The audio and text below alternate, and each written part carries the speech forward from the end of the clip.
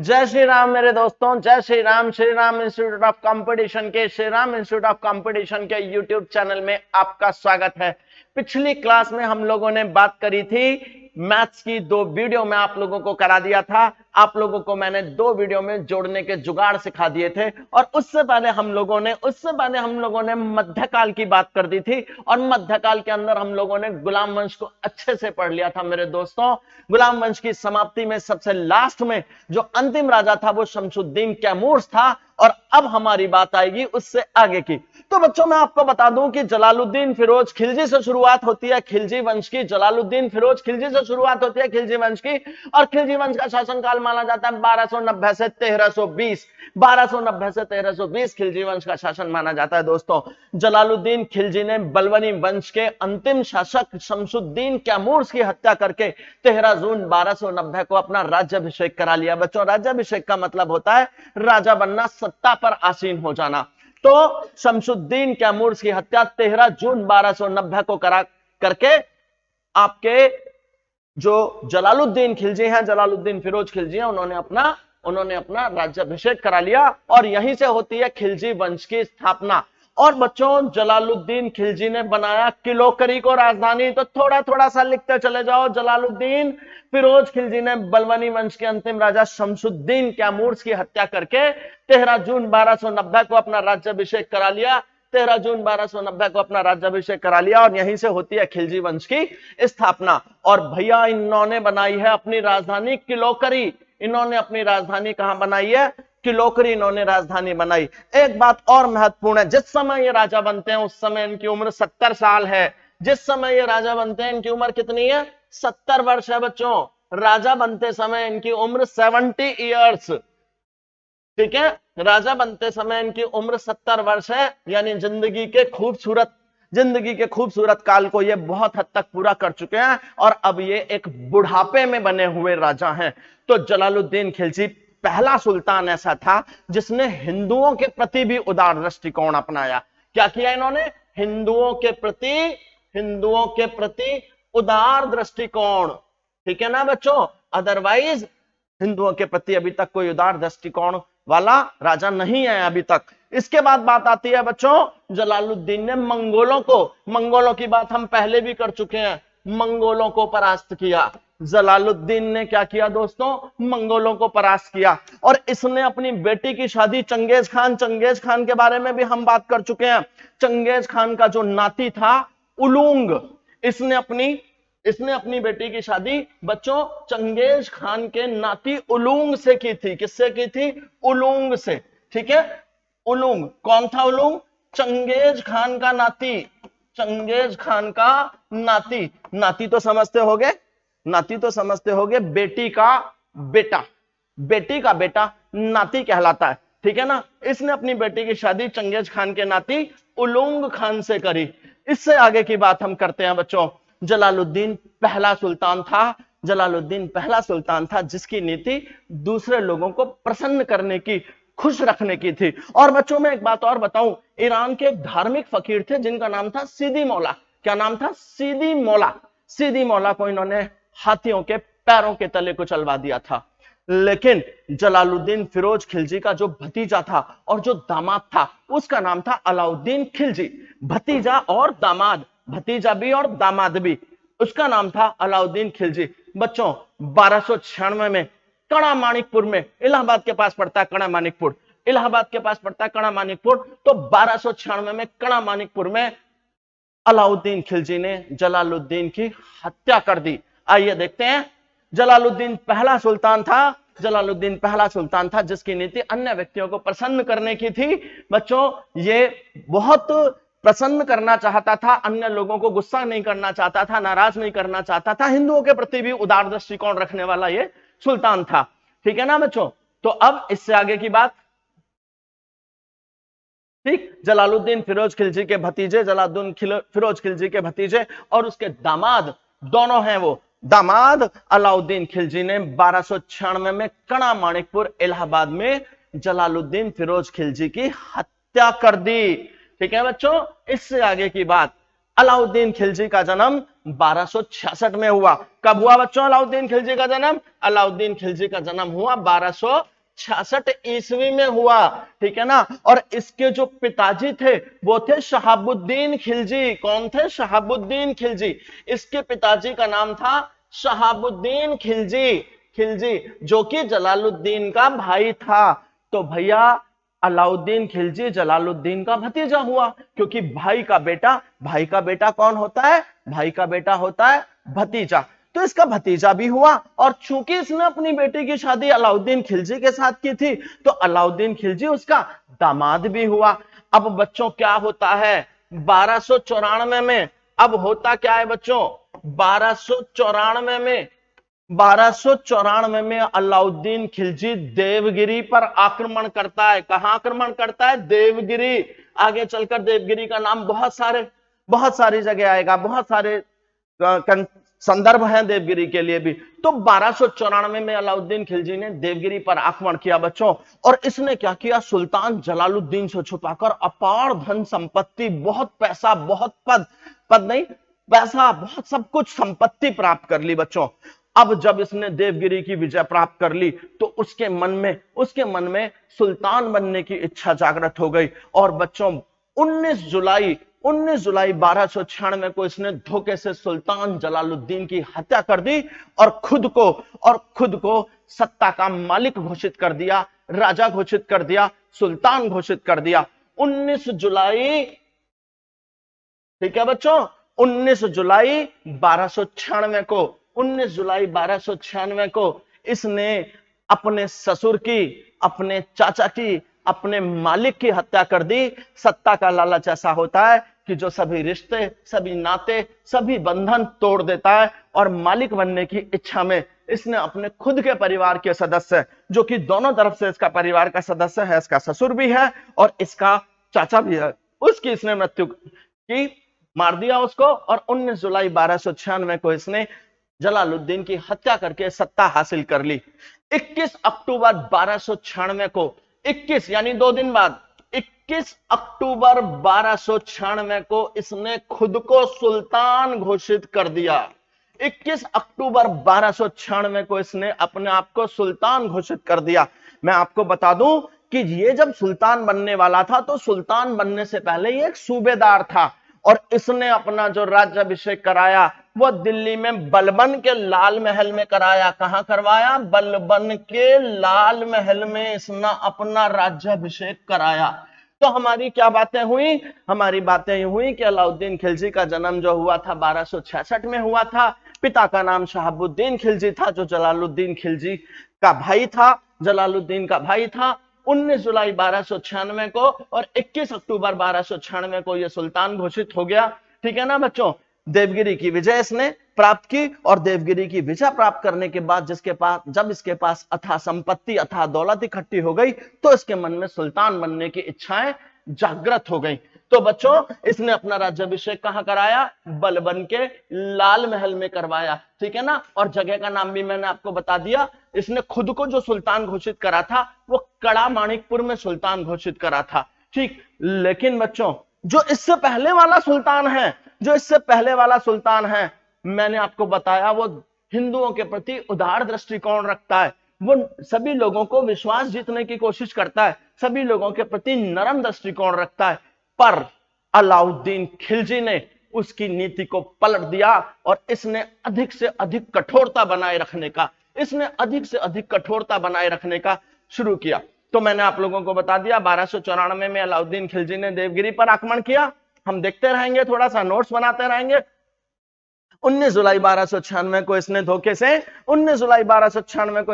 से सुल्तान की हत्या कर दी और खुद को सत्ता का मालिक घोषित कर दिया, ठीक है ना, खुद को सुल्तान घोषित कर दिया।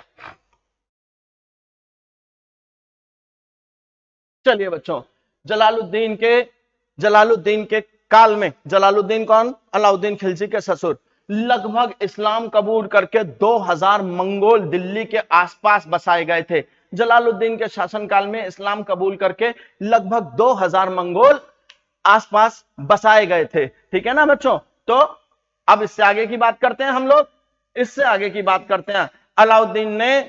अलाउद्दीन ने, ठीक है ना। अब देखो बच्चों, अलाउद्दीन ने कठोर नियम शुरू कर दिए। अलाउद्दीन ने जलालुद्दीन के जो उदारता वाली नीति थी उसको पलट दिया। जलालुद्दीन के काल में इस्लाम कबूल करके बहुत लगभग 2000 के करीब मंगोल दिल्ली के आसपास बसाए गए, ठीक है ना। उसने अमीरों के षड्यंत्र को रोकने के लिए बहुत सारे नियम बनाए, क्योंकि देखिए जब भी कोई सुल्तान बनता है ना, जब कोई सुल्तान बनता है बेटा, तो बहुत सारे लोग विभिन्न प्रकार के षड्यंत्र करने लगते हैं। जब जब आप सफलता की सीढ़ी पर चढ़ने लगते हैं ना दोस्त, तो आपके खुद के अपने ही आपकी टांगे खींचने लगते हैं। इसीलिए मैं आप लोगों को बहुत बार कह चुका हूं कि बच्चों सिर्फ इसलिए पढ़ो कि जो तुम्हें नीचा गिराना चाहते हैं, जो तुम्हें हराना चाहते हैं, जो तुम्हारा बुरा चाहते हैं, तुम्हारी सफलता उनके मुंह पर तमाचा होगी। तुम्हारी सफलता ही उन लोगों के लिए, आप उनको नीचे गिराने के लिए बिल्कुल कोशिश मत करो, आप किसी का बुरा करने के लिए बिल्कुल कोशिश मत करो। दोस्तों, आप अपने सारे एफर्ट्स, अपनी सारी मेहनत, अपने सारे प्रयत्न, अपने सारे प्रयास अपने आप को ऊंचा उठाने के लिए करो। आप ऊंचे उठोगे दोस्तों, सामने वाला खुद ब खुद नीचा गिरता चला जाएगा। आपकी सफलता उसके लिए सबसे बड़ी हार होगी बच्चों, ठीक है ना। क्यों? क्योंकि मैं तो एक ही बात कहता हूं, तू हंस, तू मुस्कुरा, तू रोना कम कर दे। तू हंस, तू मुस्कुरा, तू रोना कम कर दे। तू जिंदा है मेरे दोस्त, तू इस जिंदगी की नाक में दम कर दे।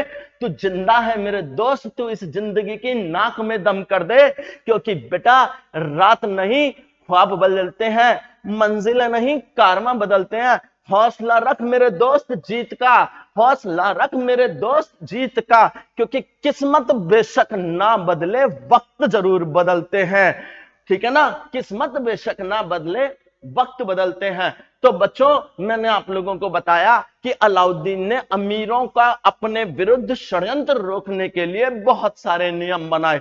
इसने क्या किया बच्चों, जो भोज होते हैं, उत्सव होते हैं, सब बंद करा दिए। इसने कहा आपस में बिना सुल्तान की अनुमति के तुम शादी भी नहीं करोगे। जब तक तुम सुल्तान से परमिशन नहीं लोगे, तब तक तुम्हारे वैवाहिक संबंध नहीं हो सकते। इसने अलाउद्दीन खिलजी ने ना बेटा शराब पे रोक लगा दी, नशीले पदार्थों पे रोक लगा दी, मादक पदार्थों पे रोक लगा दी। और बच्चों, अपने राज्य की वास्तविक स्थिति का पता करने के लिए इसने एक बहुत सटीक गुप्तचर प्रणाली भी स्थापित की, ठीक है। तो बच्चों, बहुत कुशल सुल्तान है ये। इसने अनुमति के बिना आपस में वैवाहिक संबंध भी स्थापित करने पर प्रतिबंध लगा दिया। ये बहुत टैलेंटेड व्यक्ति है। ये देखना आगे चलकर बहुत पूरे भारत पर लगभग इसका शासन होता चला जाएगा, ठीक है ना बच्चों। आगे बढ़ते हैं। इसने भोजों और उत्सवों का आयोजन करना भी बंद करा दिया। बच्चों, वैवाहिक संबंध स्थापित करने पर रोक लगा दी। इसने गुप्तचर विभाग की स्थापना करी, और बड़ा सटीक गुप्तचर विभाग था इसका, ठीक है ना। और बच्चों, ये बात तो हम कर ही चुके हैं कि जलालुद्दीन को मारकर 24 अक्टूबर 1296 में यह सुल्तान बना था। एक बात और मैं बता दूं, इसकी जो बारे में थोड़ी सी जो जानकारी मिलती है, थोड़ी सी अच्छी खासी जो जानकारी मिलती है, वो मिलती है खज़ाइनुल फतूह। खज़ाइनुल फतूह, ठीक है। इसके बारे में, अलाउद्दीन खिलजी के बारे में जो जानकारी मिलती है वो खज़ाइनुल फतूह से मिलती है। और मैं बता दूं, ये पुस्तक रचित है अमीर खुसरो के बारे में हम पहले भी बात कर चुके हैं।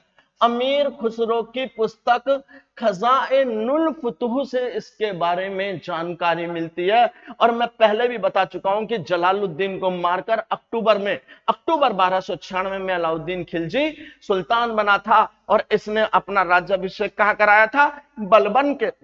बलबन के लाल महल में इसने अपना अपना राज्याभिषेक कराया। उम्मीद करता हूं बच्चों, अच्छे से तुम लोग इन सब चीजों को समझ पा रहे होगे, ठीक है ना। अपनी राजधानी दिल्ली के पास सिरी के पास ले आया ये, ठीक है ना। सिरी दिल्ली में पड़ता है, सिरी एक जगह, ये अपनी राजधानी दिल्ली में सिरी के पास लेकर आया। बच्चों, इसके बचपन का नाम था अली और गुरशस्प। इसके बचपन का नाम था अली और गुरशस्प। किसके बारे में बात चल रही है? अलाउद्दीन खिलजी के बारे में बात चल रही है। अलाउद्दीन खिलजी के बचपन का नाम था अली और गुरशस्प। बच्चों राजधानी कहां लेकर आया? राजधानी कहां लेकर आया? सीरी लेकर आया, सीरी। अच्छा बच्चों एक बात और, इसने मंगोलों के खतरे से निपटने के लिए, मंगोल समझ रहे हो ना, पहले भी मैं आप लोगों को मंगोल के बारे में बता चुका हूं। मंगोल निरंतर आक्रमण करते थे, मंगोल निरंतर आक्रमण करते थे। इसने मंगोलों के खतरे से निपटने के लिए रक्त और तलवार की नीति अपनाई। रक्त और तलवार, इसके बारे में आप पहले भी पढ़ चुके होंगे, ठीक है ना। रक्त और तलवार आप लोगों ने को जब मैंने बलबन पढ़ाया था तो मैंने बताया था बलबन ने लौह और रक्त की नीति चलाई थी। बलबन ने लौह और रक्त की नीति चलाई थी, इस बारे में हम पहले ही बात कर चुके हैं। तो इसने कौन सी नीति चलाई? रक्त और तलवार की नीति, जो अपने शत्रुओं के प्रति बड़ी कठोर नीति मानी जाती थी। तो मंगोलों के खतरे से निपटने के लिए इसने बलबन की रक्त और तलवार की नीति अपनाई। और बच्चों जैसे मैंने आप लोगों को बताया था कि शुरुआती स्तर पर इसको बहुत सारी सफलताएं मिली, ठीक है ना। उन्हीं सफलताओं से उत्साहित होकर तो इसके मन में सुल्तान बनने की तमन्नाएं जागी। तो बच्चों अपनी प्रारंभिक सफलताओं से उत्साहित होकर इसने सिकंदर ए सानी, बहुत इंपॉर्टेंट है, एसएससी कम से कम 25-30 सवालों में कई बार पूछ चुकी है कि बताइए वो कौन सा सुल्तान था जो अपने आप को सिकंदर ए सानी कहता था। बच्चों इसने अपने आप को सिकंदर ए सानी मतलब सिकंदर की तरह महान, सिकंदर की तरह महान, सिकंदर की तरह विजेता, ठीक है ना। सिकंदर की तरह महान, सिकंदर की तरह विजेता, सिकंदर ए सानी, इसने अपने आप को कहना शुरू कर दिया, अपने लिए उपाधि धारण कर ली सिकंदर ए सानी के। इसके बाद बच्चों इसने पहली बार इस बात का महत्व समझा, इसने पहली बार इस बात का महत्व समझा कि स्थायी सेना अगर मेरे पास होगी तो मुझे बहुत दूर दूर तक कोई भी हराने वाला नहीं होगा, और प्रशासन पर, सत्ता पर, आसपास के राज्यों पर मेरी पकड़ मजबूत हो जाएगी। तो बच्चों पहली बार सल्तनत काल में इसने स्थायी सेना रखी। इसने बच्चों अपनी सेना को नगद वेतन देना शुरू किया। इसने अपनी सेना को नगद वेतन शुरू किया। मैंने आपको बताया था अलाउद्दीन खिलजी के बचपन का नाम था अली और गुरशस्प, ठीक है। यह भी मैंने आपको बताया कि इसने मंगोलों के खतरे से निपटने के लिए रक्त और तलवार की नीति अपनाई, ठीक है बच्चों। थोड़ा सा हम जब इनको देख लेते हैं तो हमारे दिमाग में बहुत अच्छे से ये चीजें याद हो जाती हैं।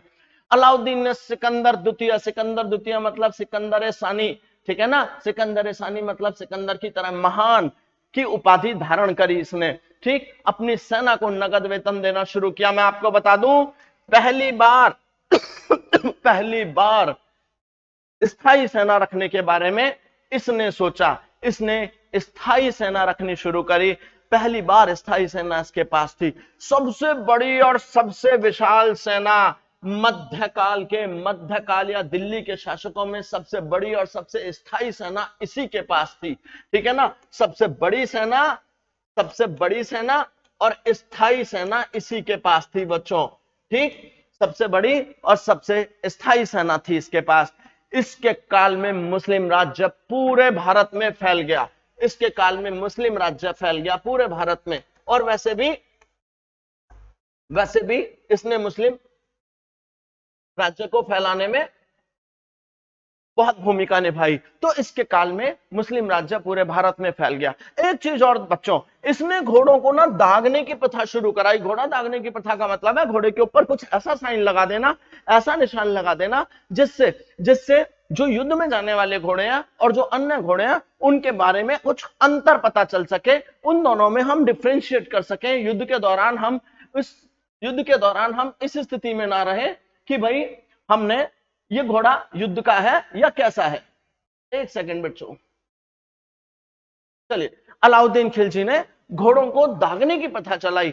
अच्छा, इसने सैनिकों का हुलिया लिखने की प्रथा चलाई। अब उन दिनों उनके पास वीवो और ओप्पो के बढ़िया वाले मोबाइल तो होते नहीं थे कि सैनिकों की फोटो खींच कर रख लेंगे हमारी सेना में कौन कौन व्यक्ति काम कर रहा है। तो बच्चों उन दिनों जो इसने सैनिकों का हुलिया लिखने की प्रथा चलाई, ठीक है ना। हुलिया कैसे लिखा जाता था? चेहरा गोल, ठीक है ना, कद दरमियाना, ठीक है बच्चों, रंग गेहुआ, इस तरह से हुलिया लिखा जाता था, अंदाजा लिखा जाता था कि जो सैनिक हमारे पास काम कर रहा है वो उसका बॉडी स्ट्रक्चर क्या है। तो अलाउद्दीन खिलजी ने बच्चों घोड़ों को दागने की प्रथा चलाई, सैनिकों का हुलिया लिखने की प्रथा चलाई, और बच्चों उसके काल की जो सबसे प्रमुख विशेषता थी वो थी बाजार व्यवस्था। उसने बाजार व्यवस्था को इतना बेहतरीन कर दिया, उसने बाजार व्यवस्था को इतना बेहतरीन कर दिया कि वो उसके काल की सबसे बेहतरीन व्यवस्था मानी गई। अच्छा बच्चों, अब एक सुल्तान सैनिकों के ऊपर अच्छा खासा पैसा खर्च कर रहा है, सैनिकों को नगद वेतन दे रहा है, स्थायी सेना रखी गई है। अब आवश्यकता है पैसे की, पैसा कहां से आएगा? अब जब पैसे की नीड है तो इसने क्या किया, जो भू राजस्व है, राजस्व का मतलब क्या होता है? टैक्स होता है। अब क्या हुआ, इसने टैक्स की दर को बढ़ाकर उपज का आधा भाग कर दिया। ठीक, उपज का आधा भाग कर दिया इसने, भू राजस्व की दर को बढ़ाकर उपज का आधा भाग कर दिया, मतलब आधा राज्य जो भी भू राजस्व होगा वो अब आधी उपज सुल्तान के पास आएगी। ये पहला सुल्तान था बच्चों जिसने वास्तविक उत्पादन पर टैक्स लगाना शुरू करा, टैक्स को राजस्व कहते हैं। ये पहला सुल्तान था जिसने भूमि के वास्तविक उत्पादन पर टैक्स लगाना शुरू किया। एक बात और बच्चों, मैंने अभी आप लोगों को बताया कि इसने बाजार नियंत्रण प्रथा चलाई थी। इसने बाजार नियंत्रण के साथ साथ बच्चों मापतोल पर भी नजर रखवानी शुरू करी। इसने मापतोल पर भी नजर रखवानी शुरू करी, और जो मापतोल पर नजर रखने वाले अधिकारी हुआ करते थे, जो मापतोल पर नजर रखने वाले अधिकारी हुआ करते थे, उनको क्या कहा जाता था? मुहत्सिब। इसने बाजार नियंत्रण प्रथा शुरू कराई, नापतोल पर नजर रखने लगा, और नापतोल पर नजर रखने के लिए इसने मुहत्सिब नामक अधिकारियों की नियुक्ति करी। बच्चों खम्स हुआ करता था, खुम्स बोलते थे जिसको, खुम्स होता था लूट का माल, खुम्स होता था लूट का माल। ठीक है ना बच्चों, खुम्स का मतलब क्या था? लूट का माल, खुम्स होता था लूट का माल। ठीक है, तो बच्चों इसने खुम्स या खम्स में लूट के माल में सुल्तान का हिस्सा 1/4 की जगह 1/4 से बढ़ाकर 3/4 कर दिया मेरे भाइयों, 3/4 कर दिया। यानी पहले राजा को 4 हिस्से में से केवल 1 हिस्सा मिला करता था, और अब राजा को क्या होने लगा? 4 में से 3 हिस्से मिलने लगे। ठीक है, एक बात और बच्चों, अब देखा इसने कि थोड़ी सी बेईमानियां शुरू हो गई हैं। इसने उस चीज को लेकर भी बहुत स्ट्रिक्ट डिसीजन लिया। इसने कहा कि जो व्यक्ति कम तोलेगा, जो व्यापारी कम तोलेगा, उसके शरीर से मांस काट लिया जाएगा। ये तो एक बहुत स्ट्रांग डिसीजन था। इस डिसीजन से डरकर आप समझ सकते हो कि हालत खराब हो जाती है इस डिसीजन से। तो लोगों ने तोलना तक शुरू कर दिया। बहुत स्ट्रांग प्रणाली थी इसकी, जो मूल्य नियंत्रण प्रणाली थी उसको इसने दृढ़ता से लागू किया। तो मैंने आप लोगों को क्या बताया कि इसने मापतोल पे नजर रखने के लिए मुहत्सिब किए। ठीक है, इसने खम्स यानी लूट के माल में सुल्तान का हिस्सा 1/4 से बढ़ाकर 3/4 कर दिया। बच्चों इसने बेईमानी रोकने के लिए कम तोलने वाले व्यापारियों के शरीर से मांस काटने का आदेश दे दिया, और इसने मूल्य नियंत्रण प्रणाली शुरू करी। ठीक है ना बच्चों, इसने मूल्य नियंत्रण प्रणाली शुरू करी। ठीक, इसने खुम्स यानी लूट के माल में सुल्तान का हिस्सा 1/4 की जगह 3/4 कर दिया।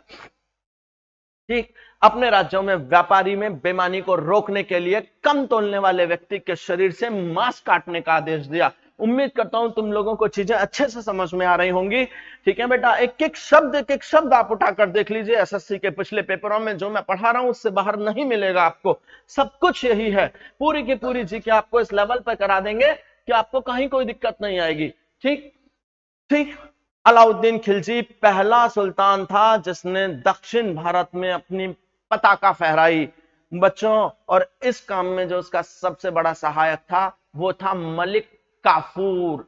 आप लोगों ने शायद फिल्म भी देखी होगी अलाउद्दीन खिलजी की पद्मावत, ठीक, जिसके अंदर एक कैरेक्टर कॉमन जेंडर टाइप का नजर आता है। जी हां, उसको वो एक कॉमन जेंडर टाइप का ही था। कॉमन जेंडर यानी ऐसा व्यक्ति जिसके अंदर स्त्री और पुरुष दोनों के लक्षण विद्यमान हो, तो वो व्यक्ति था मलिक काफूर।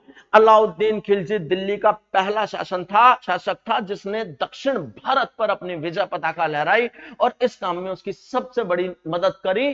ठीक है ना, किसने करी? उसकी सबसे बड़ी मदद करी मलिक काफूर ने बच्चों। ठीक है ना, और मलिक काफूर एक, मैंने आपको बताया, हिंदू था वैसे वो, लेकिन नाम से तो पता लगता ही है कि मोहम्मदन है, पर था वो हिंदू। उसको 1000 दिनार में खरीदा गया था बच्चों, 1000 दिनार में खरीदा गया था, इसलिए उसको 1000 दिनारी भी कहा जाता है। कई बार एसएससी इस क्वेश्चन को पूछ चुकी है कि बताइए मलिक काफूर का दूसरा नाम क्या था? 1000 दिनारी, क्योंकि उसको 1000 दिनार में खरीदा गया था। एक व्यक्ति थे जिनका नाम था नुसरत खान। ठीक है, एक व्यक्ति थे नुसरत खान। इन्होंने मलिक काफूर को 1298 में जब वो गुजरात विजय से वापस लौटकर आए तो सुल्तान अलाउद्दीन को उपहार स्वरूप भेंट किया था। ये वो काल था बच्चों जब मानव को अपने गुलामों को दूसरे व्यक्ति को उपहार में दे दिया जाता था, व्यक्तियों की भेंट दे दी जाती थी और वो व्यक्ति भी उसको गुलाम के तौर पर रखता था। लेकिन ये गुलाम ऐसा था जो बिल्कुल मालिक के प्रति वफादार था। अपनी पत्नी से भी ज्यादा अलाउद्दीन खिलजी को इस गुलाम पर भरोसा था और दक्षिण भारत के अंदर बहुत बड़े बड़े साम्राज्य जीतकर इसने दिए। मैं आगे चलकर बताऊंगा, ठीक है ना, मैं आगे चलकर बताऊंगा कि इसने कौन कौन से साम्राज्य जीत कर दिए अलाउद्दीन खिलजी को। तो नुसरत खान ने मलिक काफूर को खरीदा और 1298 में गुजरात विजय से वापस आने पर अलाउद्दीन खिलजी को उपहार में दे दिया। और चूंकि वो 1000 दिनार में खरीदा गया था, इसलिए उसका नाम क्या पड़ा? 1000 दिनारी। तो बच्चों अब देखिए इसने कुछ नए पद सर्जित करे। मैं आपको बता दूं, ये बड़ा इंपॉर्टेंट टॉपिक होता है, दीवान रियासत। ये ऐसे भी पूछा जाता है कि बताइए मध्यकाल में दीवान रियासत कौन हुआ करता था? मध्यकाल में दीवान रियासत वो होता था जो व्यापारी वर्ग पर नियंत्रण रखता था। ये पद बाजार व्यवस्था के कुशल संचालन के लिए ये पद बनाए गए थे। दीवान रियासत व्यापारी वर्ग पर नियंत्रण किया करता था। क्वेश्चन ये आता है, बताइए शहनाई मंडी, बताइए मध्यकाल में या सल्तनत काल में शहनाई मंडी का पद किसको दिया जाता था? बाजार के अधीक्षक को। ठीक है, मुहत्सिब अभी आपको बताया, नापतोल का निरीक्षक। ठीक है, नापतोल का निरीक्षक। ठीक, मुन्हियान कह लो या गुप्तचर कह लो, मुन्हियान या गुप्तचर। ठीक, कई बार मुन्हियान लिखा आता है, कई बार गुप्तचर लिखा आता है। तो बच्चों ये गुप्त सूचना बताने वाला, प्राप्त करने वाला व्यक्ति होता था। और बरीद, मोस्ट इंपॉर्टेंट, सबसे ज्यादा इंपॉर्टेंट, बरीद दैदाबाद कर लेना इसको। बरीद बाजार के अंदर घूमकर निरीक्षण किया करते थे बच्चों, बाजार के अंदर घूमकर निरीक्षण किया करते थे। 1307 में अलाउद्दीन खिलजी ने मलिक काफूर, 1307 में अलाउद्दीन खिलजी ने मलिक काफूर, अब तो आप समझ ही चुके होंगे मलिक काफूर। ठीक, मलिक काफूर को एक पद दे दिया जिसका नाम था मलिक नाइब नामक पद दे दिया। ठीक है, 1307 में इसको मलिक नाइब का पद दे दिया। बच्चों इस मलिक के नेतृत्व में खिलजी सेना ने बच्चों बहुत दूर दूर तक विजय प्राप्त करी। मैं आपको बता देता हूं, देवगिरी, वारंगल, द्वार समुद्र, मालाबार, मदुरई, ये सब इतनी दूर दूर तक इन लोगों ने विजय प्राप्त करी कि दक्षिण भारत के अंदर पूरी तरह से ये साम्राज्य पहुंचने लगा।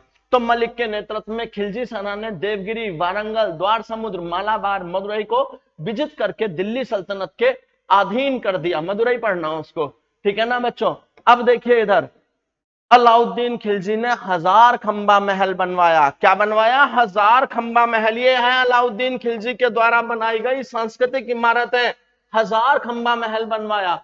इसने अलाई दरवाजा बनवाया बच्चों, अलाई दरवाजा बनवाया, 1000 खंबा महल बनवाया। इसने जमात खाना मस्जिद बनवाई। क्या बनवाई इसने जमात खाना मस्जिद भी बनवाई। ठीक है ना बच्चों, ये सारी की सारी चीजें अलाउद्दीन खिलजी के द्वारा बनाई गई महत्वपूर्ण इमारतें हैं, सांस्कृतिक विरासतें हैं। इसने 2 नए कर भी लगाए, एक तो इसने चराई कर लगाया और एक इसने घड़ी या गढ़ी कर लगाया। जो चराई कर था वो दुधारू पशुओं पर लगता था, क्योंकि दुधारू पशु चारा चरते थे, उनको तो चारागाह का कर होता था वो, ठीक है ना। और जो घड़ी और गढ़ी कर था, ये घरों और झोपड़ियों पर लगाया जाता था। बच्चों, अलाउद्दीन खिलजी ने दैवी, दैवी माने भगवान, ठीक है, इसने दैवी सिद्धांत को अपनाया। अलाउद्दीन खिलजी ने दैवी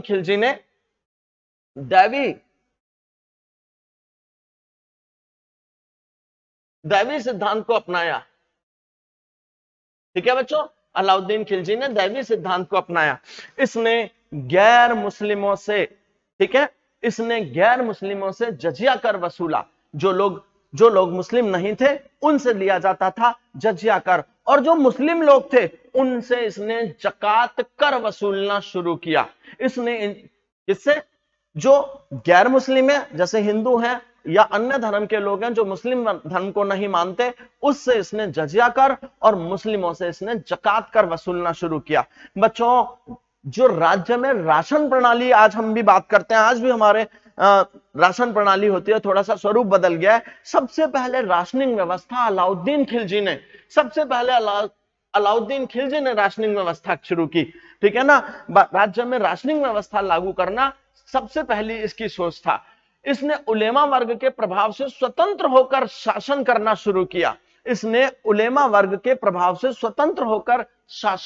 शुरू किया। और बच्चों, मैंने अभी थोड़ी देर पहले भी बताया था कि इसके बारे में अमीर खुसरो ने लिखा है। तो बेटा, केवल अमीर खुसरो ही नहीं, हसन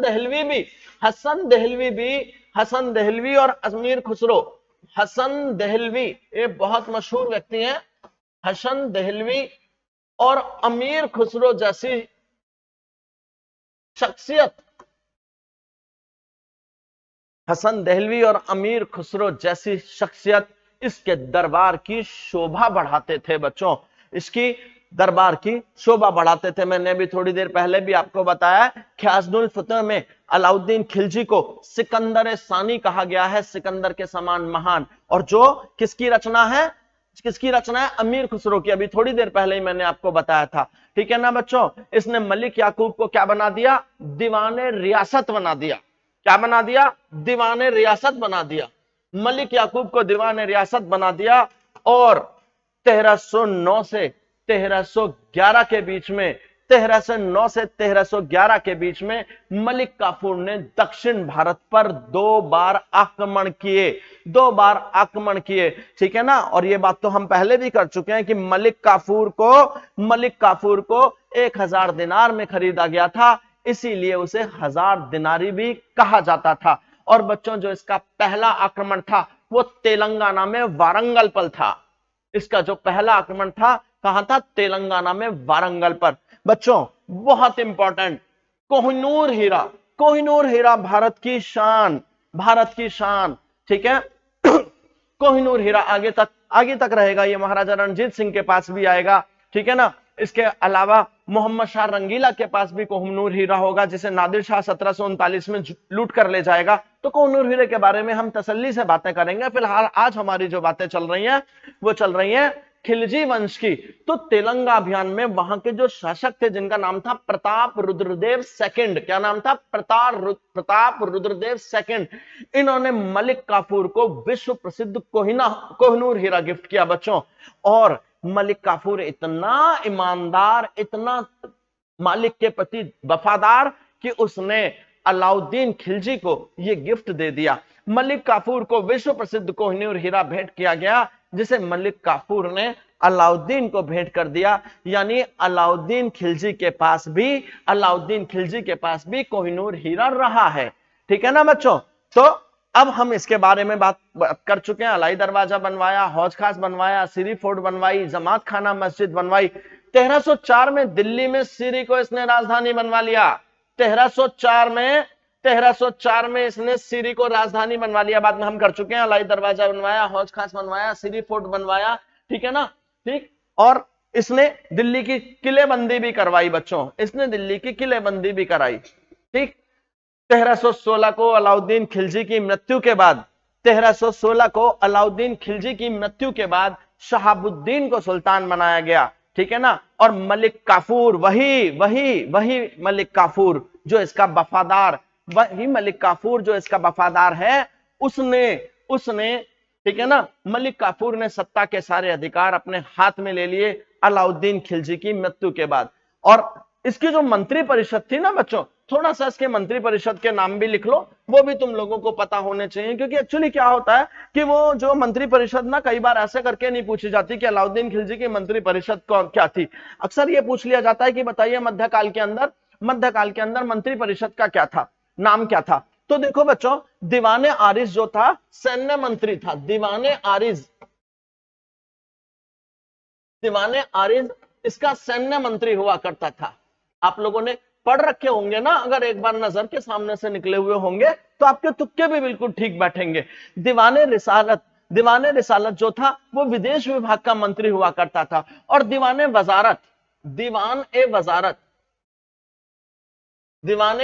वजारत जो दीवान वजारत हुआ करता था वो इनका वजीर यानी मुख्यमंत्री हुआ करता था।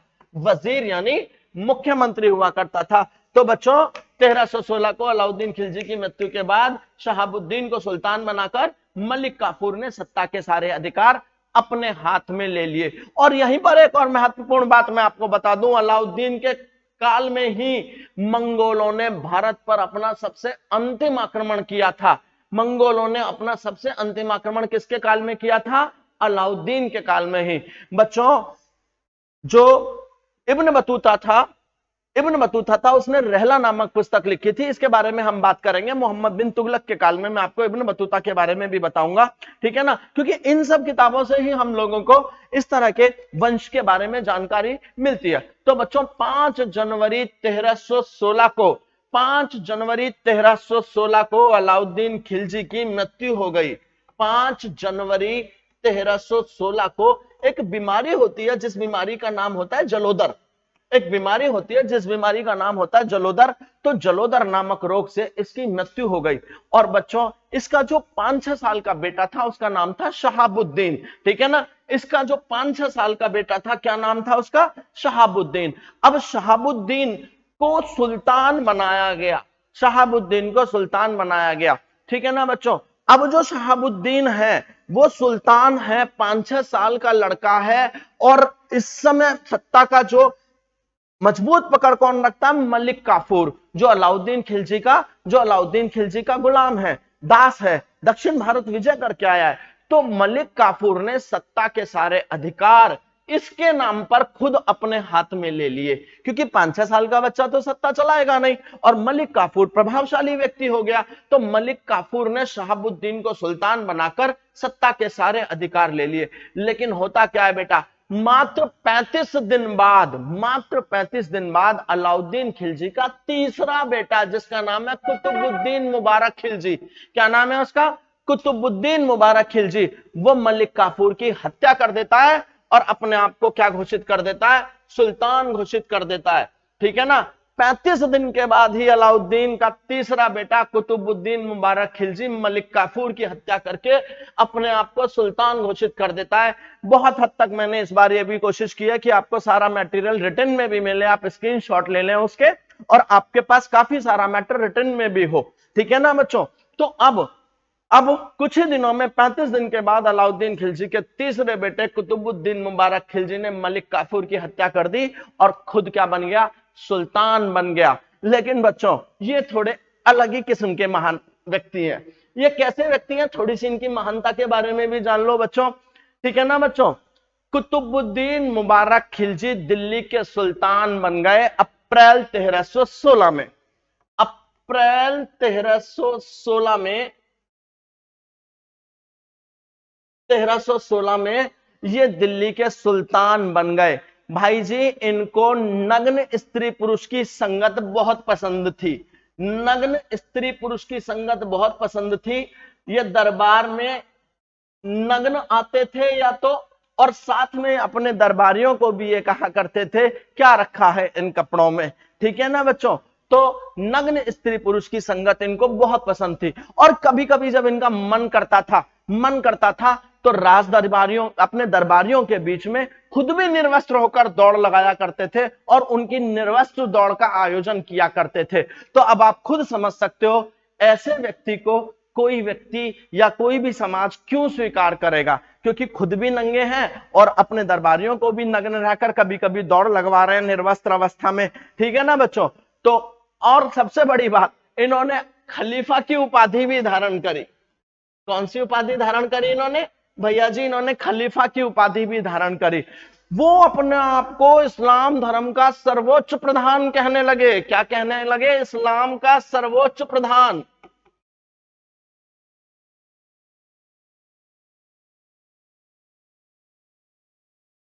अपने आप को इस्लाम का सर्वोच्च प्रधान कहने लगे और उन्होंने स्वर्ग और पृथ्वी के अधिपति का खलीफा भी खुद को घोषित कर दिया। देखो, खुद कुछ भी कह लें आप, किसी को भी कुछ भी कह सकते हैं, क्या दिक्कत है? ये इन्होंने अपने आप को अधिपति भी घोषित कर दिया। अब बच्चों अब बच्चों कौन झेलेगा? कौन झेलेगा ऐसे व्यक्ति को? कौन झेलेगा ऐसे व्यक्ति को? तो मुबारक के जो वजीर थे खुसरा खान, मुबारक के जो वजीर थे खुसरा खान, खुसरा खान क्या करते हैं? अप्रैल 1320 में उनकी हत्या कर देते हैं। खुसरा खान क्या करते हैं? कुतुबुद्दीन मुबारक खिलजी ने मलिक काफूर की हत्या कर दी और खुद, ठीक है, खुद सुल्तान बन गया। मुबारक के वजीर खुसरा खान ने इनकी हत्या कर दी और खुद सुल्तान बन गया, ठीक है ना।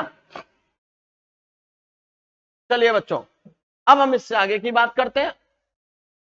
ठीक ठीक है बच्चों, इसने पैगंबर के सेनापति की उपाधि धारण करी बच्चों। अब बच्चों 5 सितंबर 1320 को गाजी मलिक और खुसरा खान के बीच में खुसरा खान हार गए और इसी के साथ खिलजी वंश का अंत हो जाता है। कुतुबुद्दीन मुबारक खिलजी 19 अप्रैल 1316 को दिल्ली के सिंहासन पर बैठा, ठीक है ना, और कुतुबुद्दीन मुबारक खिलजी ने खलीफा की उपाधि धारण करी, इस्लाम धर्म का सर्वोच्च प्रधान बनाया, स्वर्ग और पृथ्वी के अधिपति का खलीफा घोषित किया। ये सब चीजें मैं आप लोगों को बता चुका हूं। खलीफा घोषित किया ठीक है ना बच्चों। ठीक, मुबारक के वजीर खुसरा खान ने 15 अप्रैल 1320 को उनकी हत्या कर दी और खुद सुल्तान बन गया। खुसरा खान ने 15 अप्रैल 1320 को उसकी हत्या कर दी और खुद सुल्तान बन गया। मैंने बिल्कुल अभी अभी बताया ये वैसे एक बात बता दूं, खुसरा खान जो थे ना, वो मूल रूप से हिंदू थे। मूल रूप से खुसरा खान हिंदू थे। इन्होंने अपना धर्म परिवर्तित कर लिया था, ये मुसलमान बन गए थे और अपने आप को क्या कहने लगे? पैगंबर के सेनापति। क्या कहने लगे? पैगंबर के सेनापति अपने आप को ये कहने लगे, ठीक है। ये अपने आप को क्या कहने लगे? पैगंबर के सेनापति अपने आप को कहने लगे। बच्चों मैं बता दूं आपको,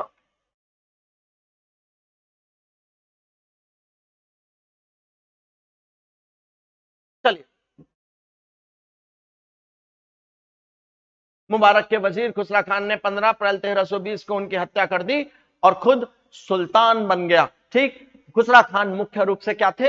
हिंदू थे। खुसरा खान मुख्य रूप से क्या थे? हिंदू थे, लेकिन इन्होंने अपना धर्म बदल दिया था और ये मुसलमान बन गए थे और ये क्या कहने लगे अपने आप को? पैगंबर के सेनापति की उपाधि इन्होंने धारण कर ली। 5 सितंबर 1320 को गाजी मलिक और खुसरा खान के बीच में युद्ध होता है। 5 सितंबर 1320 को गाजी मलिक और खुसरा खान के बीच में युद्ध होता है और युद्ध में खुसरा खान पराजित हो जाते हैं और इसी के साथ खिलजी वंश का अंत हो जाता है।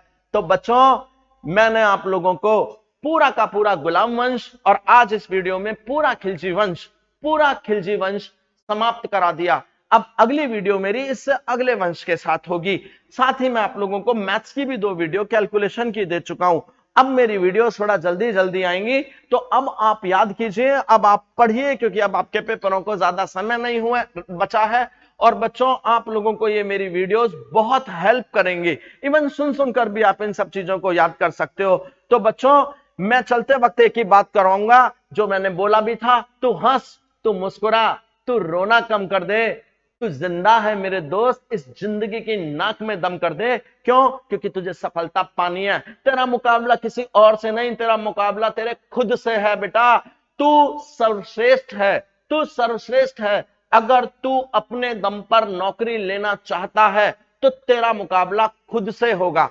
किसी भी कंपटीशन को क्रैक करने के लिए सबसे ज्यादा जरूरी है अपनी खुद की मेहनत, अपनी सेल्फ प्रैक्टिस। तो बच्चों, सफलता चलकर नहीं आती, हमें उस तक जाना पड़ता है। हमें रातों की नींदों को, दिन के चैन को गंवाना पड़ता है। और यकीन मानना, जिस व्यक्ति ने अपनी रातों की नींद और दिन का चैन गंवा दिया, सफलता उसके पास खुद से आएगी, दौड़ते हुए आएगी। तो बच्चों, इसी के साथ जय श्री राम, जय हिंद। फिर मिलेंगे जल्दी ही। जय श्री राम।